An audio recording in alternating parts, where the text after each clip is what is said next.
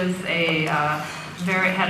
has had a very prolific career as a video creator and producer, and more recently turned to working with youth media, and has done a lot of great, amazing work and won lots of awards and all that. And we are very privileged to be working with her on this. And she's come up with a really unique program that has really been a collaboration between her and the youth that have put together the different pieces of the program. So I'm sure Mindy will give more of an introduction of the content of the program, but we're delighted to have them all here.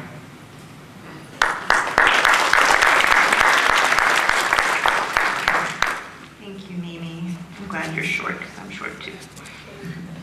And I also wanted to thank Mimi and Steve just for organizing this amazing event and giving us an opportunity to reflect, critically reflect on our YouTube culture at Youth Lab.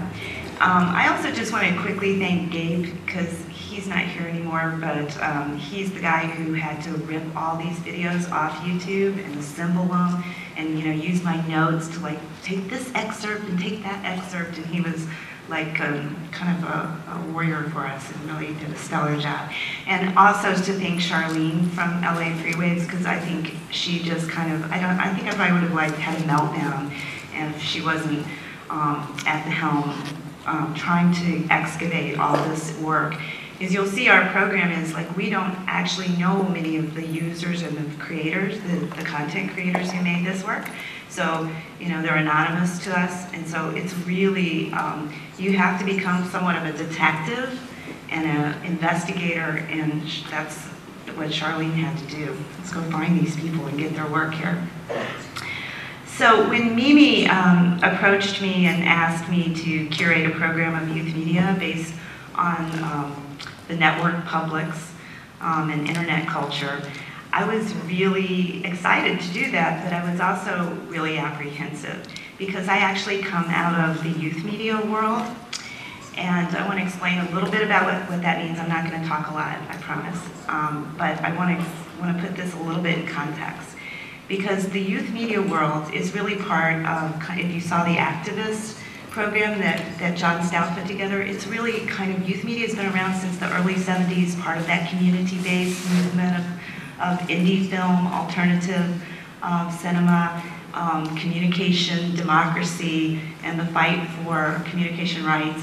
And so I think some of the earliest youth media works have actually been traced back to 1972. And so it's really grown out of that kind of guerrilla video tradition as well. So now it's really burgeoned, it's really grown, and I think if you look around the country, there's hundreds of these organizations, these awesome organizations. Here in LA, it's Reach LA. In San Francisco, you have Youth Radio and The Factory and a few others. There's a very active scene in New York, of course, and in Chicago.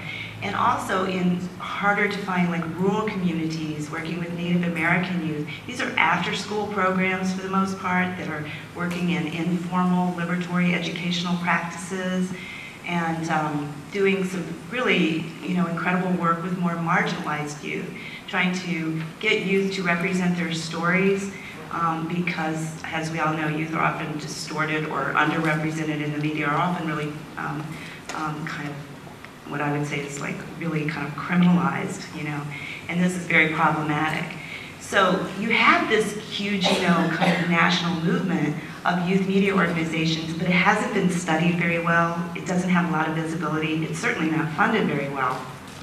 And they have different kinds of issues, but most importantly, I think, is that they're working in very specific community contexts.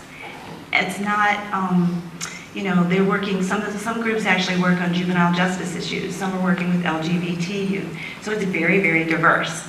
So how am I going to represent that? But here's the other problem that I had when trying to think about how to put this program together, is that, first of all, there's tons of this work, and just trying to narrow that down to a 60-minute program was staggering. But also that the work doesn't exist on a central site, and a lot of times it's not actually online. So there's tons and tons of youth media being produced that's very innovative, very political, very radical, and these programs are training them training youth in media literacy and critical thinking skills, and they're training them in technology that's really at a high level. A lot of times they're producing work that's better than what work comes out of college media programs. In the opinion of the youth that I work with, YouTube is immensely important to their everyday lives. So a lot of academics are studying youth and their online culture and their interaction and their belief systems and how they, there's all this kind of research about them as subjects. But I thought it would be interesting to have them kind of act as self-ethnographers and to really sort of examine their own online practices. And I think in trying to figure out our curatorial premise, what we came up with was this idea that YouTube is not, the way in which youth interact with YouTube is not so easily defined or categorized at all, that it's simultaneously, they find it entertaining and very creative and inventive, inspiring, politicizing, affirming, interactive, authentic, stupid, mediocre, full of haters, escapist, liberating, hysterical, and probably more importantly, it's so not school. Producers who took part in the summer workshop that I had called Youth Lab. And in Youth Lab, we used a kind of central internet blog site, we used a blog, to enter into communication and exchange with a group of youth in Barbados. And they blogged. LAB stands for Listening Across Borders, listening across borders. And so what we were really interested in doing is not using YouTube to disseminate our material to this huge, gigantic audience, but to use it as a means to exchange and share work and create a dialogue about the legacy of slavery. And that's what we were doing. And so we were using all these technology tools to kind of bring two countries of youth together into dialogue. And that's what the youth in my group were doing. So when Mimi asked me to do this, I went to them and said, how about you guys curate YouTube? And so we extended our blog, and they said, yeah, let's do it. And they examined their own YouTube practices. And they posted videos on our blog, and then we rated them, we graded them, we ranked them, we had discussions about them, we figured out categories, we broke them into different kinds of themes and tropes, and then we decided to break it down and put it together. So I'm going to stop talking, and I'm going to introduce my youth. We had 7 youth participating in the curatorial process over a period of what? Oh, 3 months? 3 or 4 months. And now we didn't get to bring all 7.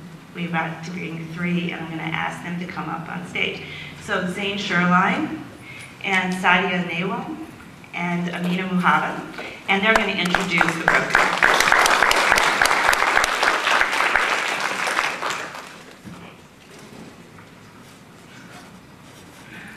Hello everyone, my name is Amina Muhammad. I'm just going to introduce Youth Lab a little bit. It was 12 youth from the Chicago and Chicagoland area, and we all got together and we worked on video creation as well as video editing. Basically, we worked on just social change in the Chicagoland area. So we did a lot of interviewing, and we talked to Chicago citizens and people who lived in Chicago about the legacy of slavery, as well as the caste system, so-called, that we have in Chicago, and the way that the economics are working there. And it was really interesting to find a lot of things that the people had to say. And you can see all the videos that we made at youthlab.net.